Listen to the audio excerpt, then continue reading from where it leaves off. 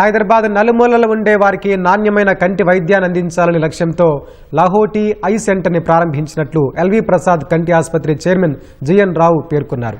LV Prasad ఆసుపత్రి ఆధ్వర్యంలో కొండాపూర్లో ఏర్పాటు చేసిన లాహోటీ ఐ సెంటర్ను గవర్నర్ జిష్ణుదేవ్ వర్మ ప్రారంభించారు. కార్యక్రమంలో ఎల్వి ప్రసాద్ ఆసుపత్రి founder chairman GN Rao, executive chairman doctor Prashant Garg సహా పలువురు ప్రముఖులు పాల్గొన్నారు.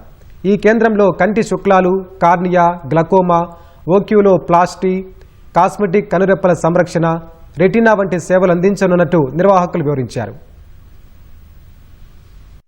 నుంచి కూడా సేవలు అవసరమైన అందరి దగ్గరికి ఎలా వెళ్ళగలం, వారికి ఎలా సదుపాయం మనం ఇవ్వగలం అనేది ఆలోచన. దూరాలు పెరిగిపోతున్నాయి. ప్రతి ఒక్కరూ బంజారా హిల్స్ రావాలంటే చాలా కష్టం.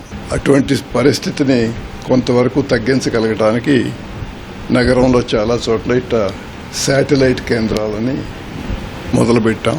దీని అంతటికి ఉద్దేశం ఏంటంటే అత్యున్నత ప్రమాణాలతో ఉన్న నేత్ర వైద్యం అందరికీ అందుబాటులోకి తీసుకురావాలి.